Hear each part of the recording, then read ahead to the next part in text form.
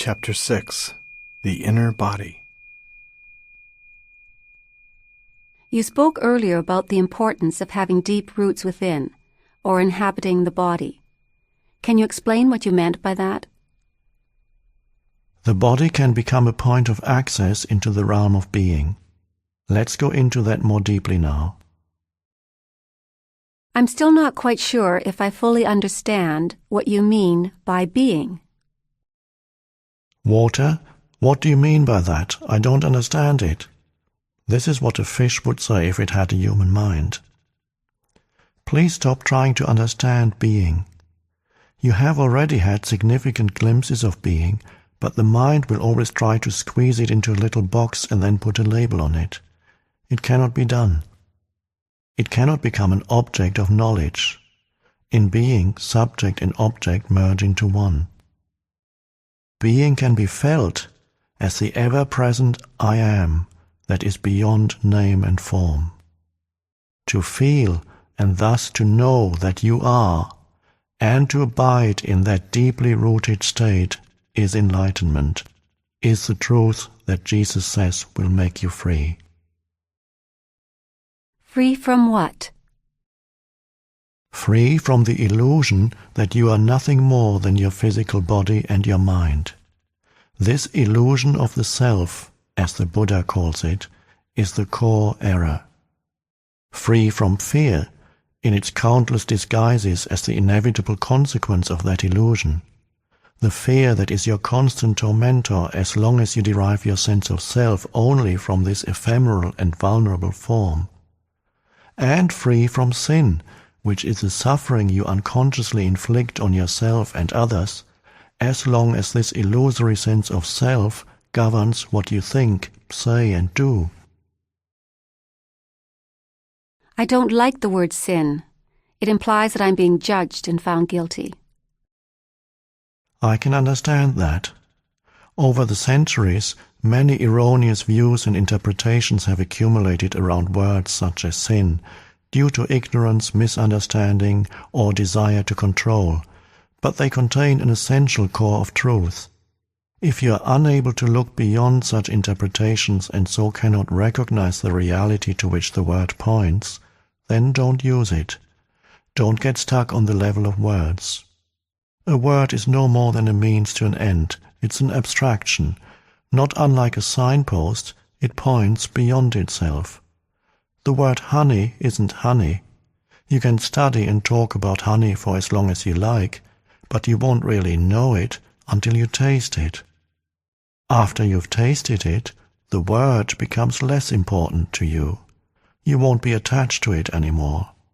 Similarly, you can talk or think about God continuously for the rest of your life, but does that mean you know or have even glimpsed the reality to which the word points?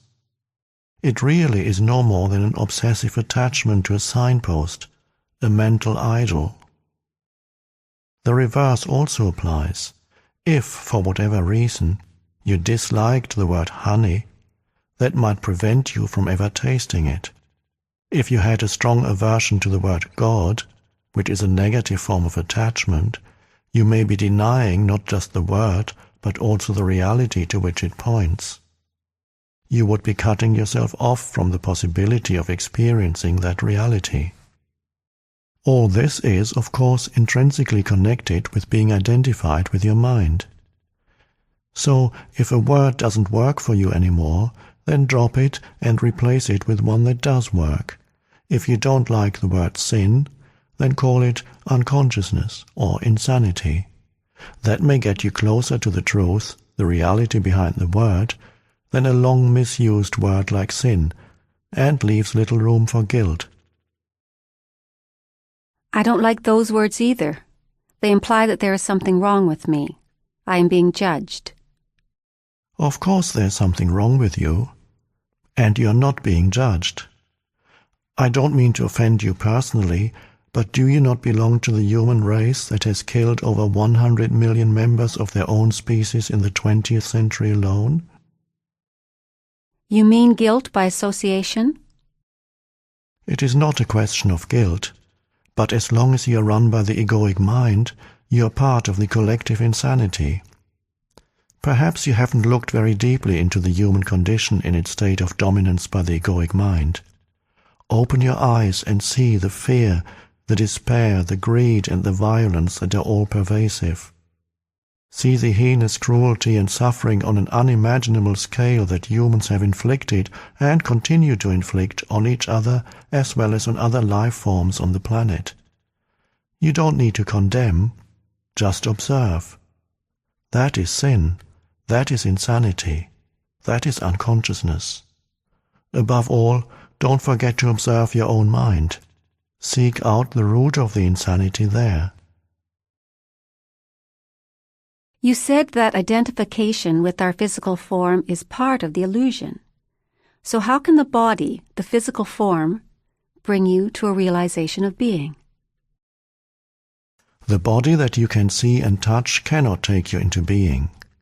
But that visible and tangible body is only an outer shell, or rather a limited and distorted perception of a deeper reality. In your natural state of connectedness with being, this deeper reality can be felt every moment as the invisible inner body, the animating presence within you. So to inhabit the body is to feel the body from within, to feel the life inside the body and thereby come to know that you are beyond the outer form. But that is only the beginning of an inward journey that will take you ever more deeply into a realm of great stillness and peace, yet also of great power and vibrant life. At first, you may only get fleeting glimpses of it, but through them you will begin to realize that you are not just a meaningless fragment in an alien universe, briefly suspended between birth and death, allowed a few short-lived pleasures, followed by pain and ultimate annihilation. Underneath your outer form, you are connected with something so vast, so immeasurable and sacred, that it cannot be conceived or spoken of. Yet I am speaking of it now. I am speaking of it not to give you something to believe in, but to show you how you can know it for yourself. You are cut off from being as long as your mind takes up all your attention. When this happens, and it happens continuously for most people, you are not in your body. The mind absorbs all your consciousness and transforms it into mind stuff. You cannot stop thinking. Compulsive thinking has become a collective disease. Your whole sense of who you are is then derived from mind activity. Your identity, as it is no longer rooted in being, becomes a vulnerable and ever-needy mental construct, which creates fear as the predominant underlying emotion. The one thing that truly matters is then missing from your life: awareness of your deeper self, your invisible and indestructible reality. To become conscious of being, you need to reclaim consciousness from the mind. This is one of the most essential tasks on your spiritual journey. It will free vast amounts of consciousness that previously had been trapped in useless and compulsive thinking. A very effective way of doing this is simply to take the focus of your attention away from thinking and direct it into the body, where being can be felt in the first instance as the invisible energy field that gives life to what you perceive as the physical body. Please try it now. You may find it helpful to close your eyes for this practice. Later on, when being in the body has become natural and easy, this will no longer be necessary. Direct your attention into the body. Feel it from within. Is it alive? Is there life in your hands, arms, legs and feet? In your abdomen, your chest? Can you feel the subtle energy field that pervades the entire body and gives vibrant life to every organ and every cell? Can you feel it simultaneously in all parts of the body as a single field of energy? Keep focusing on the feeling of your inner body for a few moments. Do not start to think about it. Feel it. The more attention you give it, the clearer and stronger this feeling will become. It will feel as if every cell is becoming more alive. And if you have a strong visual sense, you may get an image of your body becoming luminous. Although such an image can help you temporarily, pay more attention to the feeling than to any image that may arise. Any image, no matter how beautiful or powerful, is already defined in form, so there's less scope for penetrating more deeply. The feeling of your inner body is formless, limitless, and unfathomable. You can always go into it more deeply.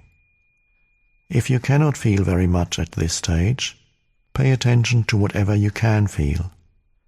Perhaps there's just a slight tingling in your hands or feet. That's good enough for the moment. Just focus on the feeling. Your body is coming alive. Later we will practice some more. Please open your eyes now, but keep some attention in the inner energy field of the body even as you look around the room. The inner body lies at the threshold between your form identity and your essence identity, your true nature. Never lose touch with it.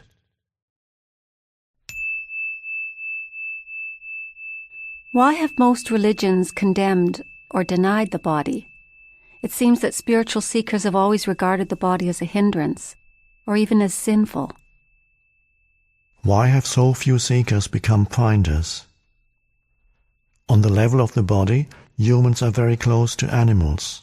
All the basic bodily functions, pleasure, pain, breathing, eating, drinking, defecating, sleeping, the drive to find a mate and procreate, and of course birth and death, we share with the animals. A long time after their fall from a state of grace and oneness into illusion, humans suddenly woke up in what seemed to be an animal body, and they found this very disturbing. Don't fool yourself, you are no more than an animal. This seemed to be the truth that was staring them in the face. But it was too disturbing a truth to tolerate. Adam and Eve saw that they were naked, and they became afraid. Unconscious denial of their animal nature set in very quickly. The threat that they might be taken over by powerful instinctual drives and revert back to complete unconsciousness was indeed a very real one. Shame and taboos appeared around certain parts of the body and bodily functions, especially sexuality. The light of their consciousness was not yet strong enough to make friends with their animal nature, to allow it to be, and even enjoy that aspect of themselves, let alone to go deeply into it, to find the divine hidden within it, the reality within the illusion. So they did what they had to do. They began to disassociate from their body. They now saw themselves as having a body rather than just being it. When religions arose, this disassociation became even more pronounced as the "you are not your body" belief. Countless people in East and West throughout the ages have tried to find God, salvation, or enlightenment through denial of the body. This took the form of denial of sense pleasures and of sexuality in particular, fasting and other ascetic practices. They even inflicted pain on the body in an attempt to weaken or punish it because they regarded it as sinful. In Christianity, this used to be called mortification of the flesh. Others tried to escape from the body by entering trance states or seeking out-of-the-body experiences. Many still do. Even the Buddha is said to have practiced body denial through fasting and extreme forms of asceticism for 6 years, but he did not attain enlightenment until after he had given up this practice. The fact is that no one has ever become enlightened through denying or fighting the body, or through an out-of-the-body experience. Although such an experience can be fascinating and can give you a glimpse of the state of liberation from the material form, in the end you will always have to return to the body where the essential work of transformation takes place. Transformation is through the body, not away from it.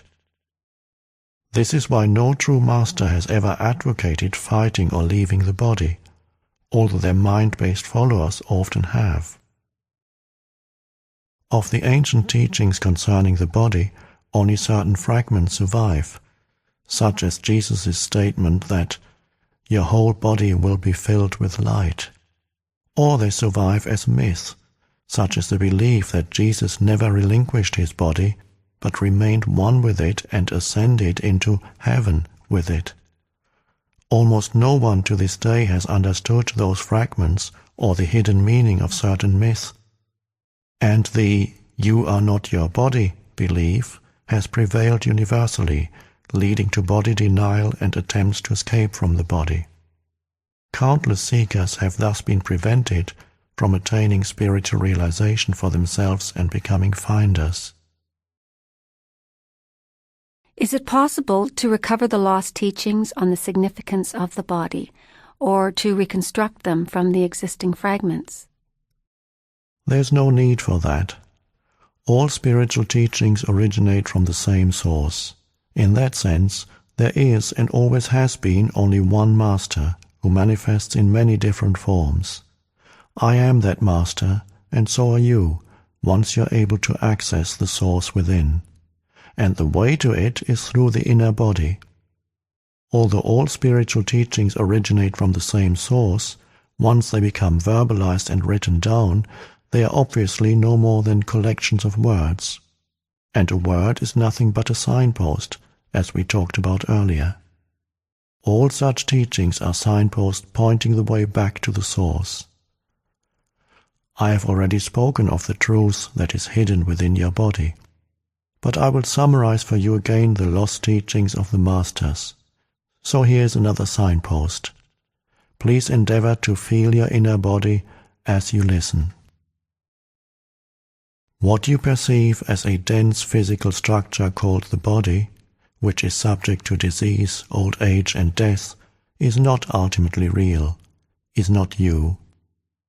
It is a misperception of your essential reality that is beyond birth and death, and is due to the limitations of your mind, which, having lost touch with being, creates the body as evidence of its illusory belief in separation and to justify its state of fear. But do not turn away from the body, for within that symbol of impermanence, limitation and death that you perceive as the illusory creation of your mind is concealed the splendor of your essential and immortal reality.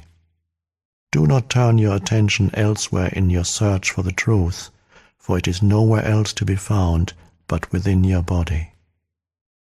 Do not fight against the body, for in doing so you are fighting against your own reality. You are your body. The body that you can see and touch is only a thin, illusory veil. Underneath it lies the invisible inner body, the doorway into being, into life unmanifested. Through the inner body, you are inseparably connected to this unmanifested one life, birthless, deathless, eternally present. Through the inner body, you are forever one with God.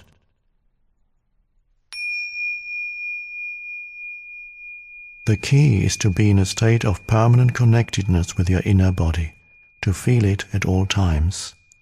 This will rapidly deepen and transform your life.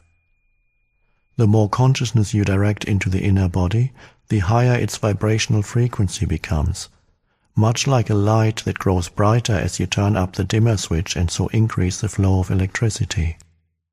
At this higher energy level, negativity cannot affect you anymore, and you tend to attract new circumstances that reflect this higher frequency. If you keep your attention in the body as much as possible, you will be anchored in the now. You won't lose yourself in the external world, and you won't lose yourself in your mind. Thoughts and emotions, fears and desires may still be there to some extent, but they won't take you over. Please examine where your attention is at this moment. You are listening to my words. That is the focus of your attention. You are also peripherally aware of your surroundings, other people, and so on. Furthermore, there may be some mind activity around what you are hearing, some mental commentary. Yet there's no need for any of this to absorb all your attention. See if you can be in touch with your inner body at the same time. Keep some of your attention within. Don't let it all flow out. Feel your whole body from within as a single field of energy. It is almost as if you were listening with your whole body. Let this be your practice in the days and weeks to come. Do not give all your attention away to the mind and the external world. By all means focus on what you are doing, but feel the inner body at the same time whenever possible. Stay rooted within. Then observe how this changes your state of consciousness and the quality of what you are doing. Whenever you are waiting, wherever it may be, use that time to feel the inner body. In this way, traffic jams and lineups become very enjoyable. Instead of mentally projecting yourself away from the now, go more deeply into the now by going more deeply into the body. The art of inner body awareness will develop into a completely new way of living, a state of permanent connectedness with being, and will add a depth to your life that you have never known before. It is easy to stay present as the observer of your mind when you are deeply rooted within your body. No matter what happens on the outside, nothing can shake you anymore. Unless you stay present, and inhabiting your body is always an essential aspect of it, you will continue to be run by your mind. The script in your head that you learned a long time ago, the conditioning of your mind, will dictate your thinking and your behavior. You may be free of it for brief intervals, but rarely for long. This is especially true when something goes wrong or there is some loss or upset. Your conditioned reaction will then be involuntary, automatic and predictable, fueled by the one basic emotion that underlies the mind-identified state of consciousness: fear. So when such challenges come, as they always do, make it a habit to go within at once and focus as much as you can on the inner energy field of your body. This need not take long, just a few seconds, but you need to do it the moment that the challenge presents itself. Any delay will allow a conditioned mental-emotional reaction to arise and take you over. When you focus within and feel the inner body, you immediately become still and present as you are withdrawing consciousness from the mind. If a response is required in that situation, it will come up from this deeper level. Just as the sun is infinitely brighter than a candle flame, there is infinitely more intelligence in being than in your mind. As long as you are in conscious contact with your inner body, you are like a tree that is deeply rooted in the earth, or a building with a deep and solid foundation. The latter analogy is used by Jesus in the generally misunderstood parable of the two men who built a house. One man builds it on the sand, without a foundation, and when the storms and floods come, the house is swept away. The other man digs deep until he reaches the rock, then builds his house, which is not swept away by the floods. I felt very uncomfortable when I tried to put my attention on the inner body. There was a feeling of agitation and some nausea. So I haven't been able to experience what you're talking about. What you felt was a lingering emotion that you were probably unaware of until you started putting some attention into the body. Unless you first give it some attention, the emotion will prevent you from gaining access to the inner body, which lies at a deeper level underneath it. Attention does not mean that you start thinking about it. It means to just observe the emotion, to feel it fully, and so to acknowledge and accept it as it is. Some emotions are easily identified, anger, fear, grief, and so on. Others may be much harder to label. They may just be vague feelings of unease, heaviness, or constriction, halfway between an emotion and a physical sensation. In any case, what matters is not whether you can attach a mental label to it, but whether you can bring the feeling of it into awareness as much as possible. Attention is the key to transformation, and full attention also implies acceptance. Attention is like a beam of light, the focus power of your consciousness that transmutes everything into itself. In a fully functional organism, an emotion has a very short lifespan. It is like a momentary ripple or a wave on the surface of your being. When you are not in your body, however, an emotion can survive inside you for days or weeks, or join with other emotions of a similar frequency that have merged and become the pain body, a parasite that can live inside you for years, feed on your energy, lead to physical illness, and make your life miserable. So place your attention on feeling the emotion and check whether your mind is holding on to a grievance pattern such as blame, self-pity, or resentment that is feeding the emotion. If that is the case, it means that you haven't forgiven. Non-forgiveness is often towards another person or yourself, but it may just as well be towards any situation or condition, past, present, or future, that your mind refuses to accept. Yes, there can be non-forgiveness even with regard to the future.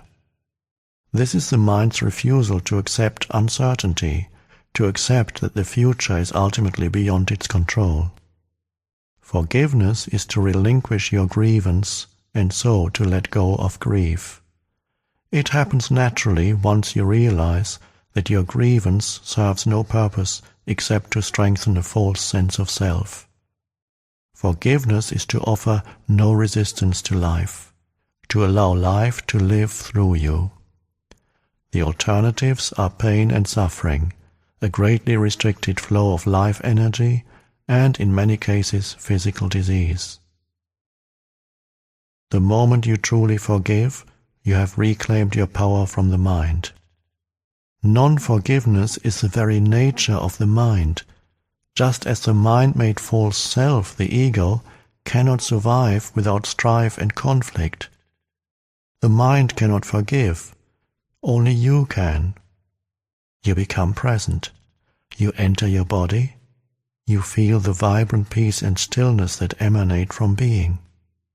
That is why Jesus said, "Before you enter the temple, forgive."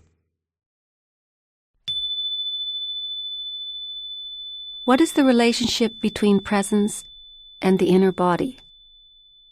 Presence is pure consciousness. Consciousness that has been reclaimed from the mind, from the world of form. The inner body is your link with the unmanifested, and in its deepest aspect is the unmanifested, the source from which consciousness emanates as light emanates from the sun. Awareness of the inner body is consciousness remembering its origin and returning to the source. Is the unmanifested the same as being? Yes. The word unmanifested attempts, by way of negation, to express that which cannot be spoken, thought, or imagined. It points to what it is by saying what it is not. Being, on the other hand, is a positive term. Please don't get attached to either of these words or start believing in them. They are no more than signposts.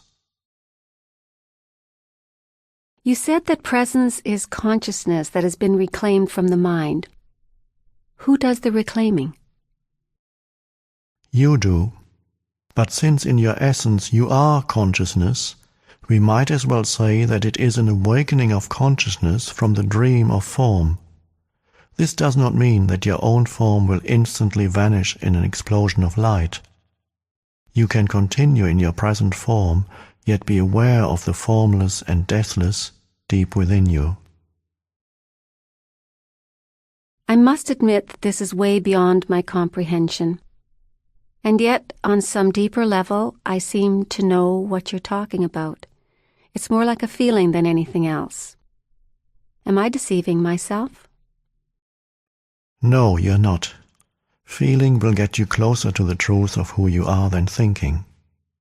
I cannot tell you anything that deep within you don't already know. When you have reached a certain stage of inner connectedness, you recognize the truth when you hear it. If you haven't reached that stage yet, the practice of body awareness will bring about the deepening that is necessary. In the meantime, awareness of the inner body has other benefits in the physical realm. One of them is a significant slowing down of the aging of the physical body.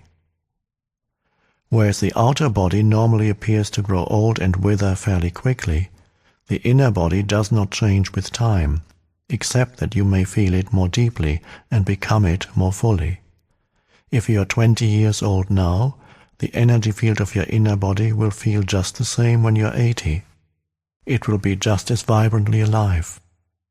As soon as your habitual state changes from being out of the body and trapped in your mind to being in the body and present in the now, your physical body will feel lighter, clearer, more alive.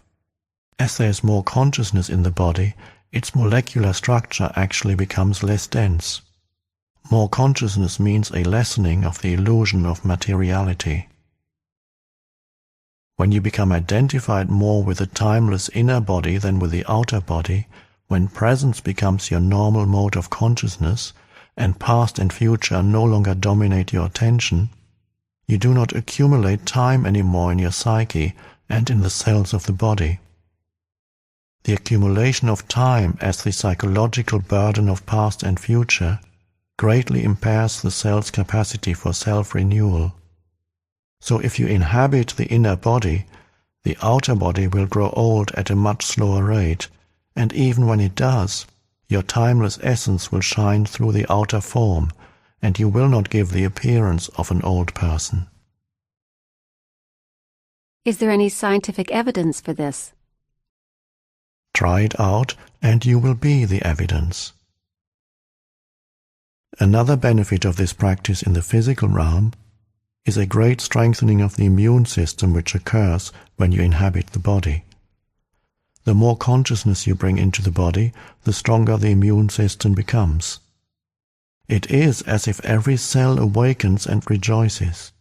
The body loves your attention. It is also a potent form of self-healing. Most illnesses creep in when you are not present in the body. If the master is not present in the house, all kinds of shady characters will take up residence there. When you inhabit the body, it will be hard for unwanted guests to enter. It is not only your physical immune system that becomes strengthened. Your psychic immune system is greatly enhanced as well. The latter protects you from the negative mental-emotional force fields of others, which are highly contagious.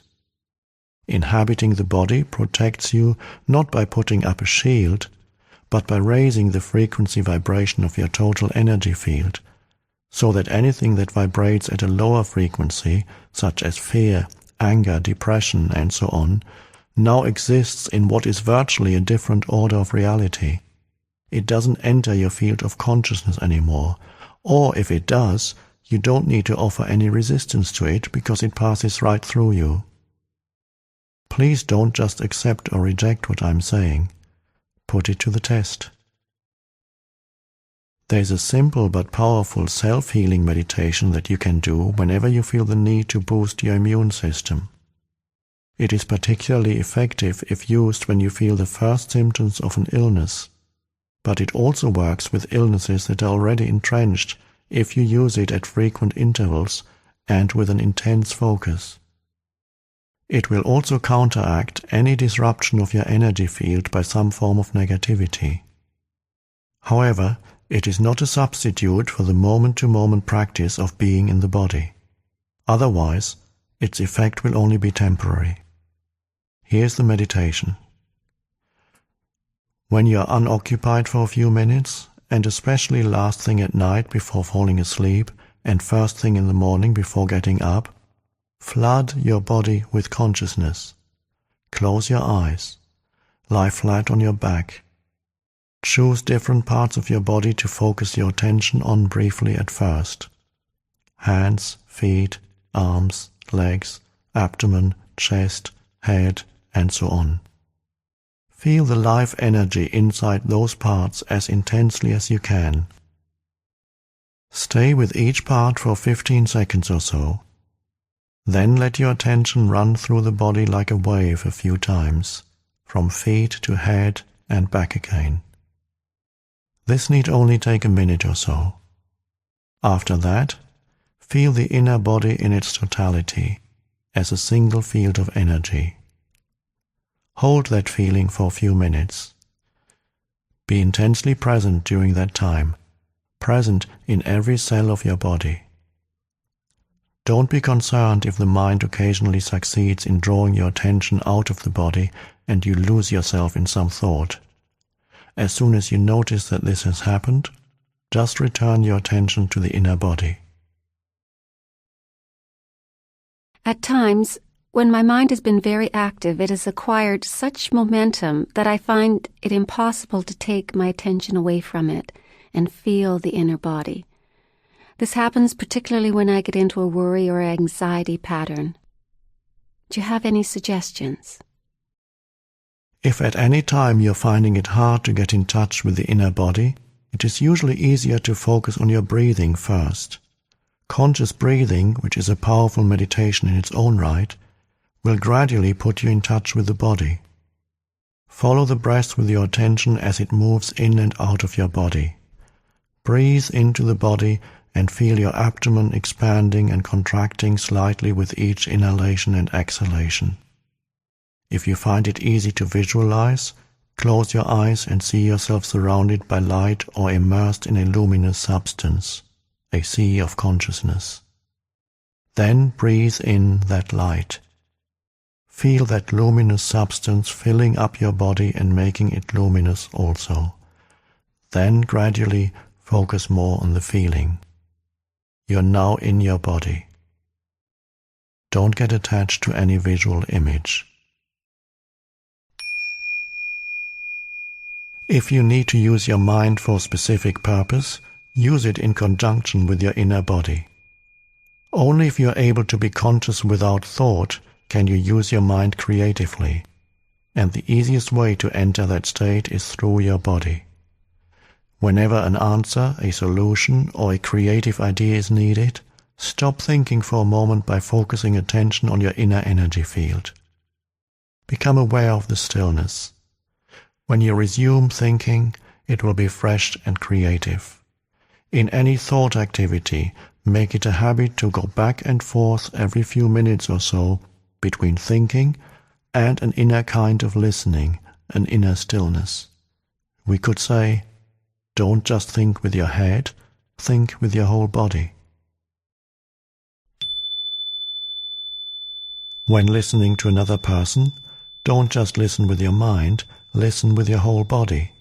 Feel the energy field of your inner body as you listen. That takes attention away from thinking and creates a still space that enables you to truly listen without the mind interfering. You are giving the other person space to be.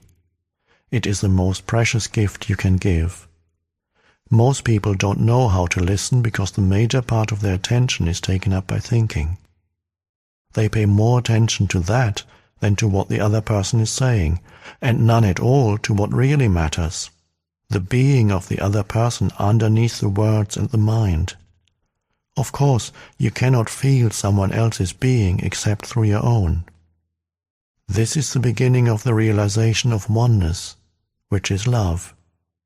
At the deepest level of being, you are one with all that is. Most human relationships consist mainly of minds interacting with each other, not of human beings communicating, being in communion. No relationship can thrive in that way, and that is why there is so much conflict in relationships. When the mind is running your life, conflict, strife, and problems are inevitable. Being in touch with your inner body creates a clear space of no mind within which the relationship can flower.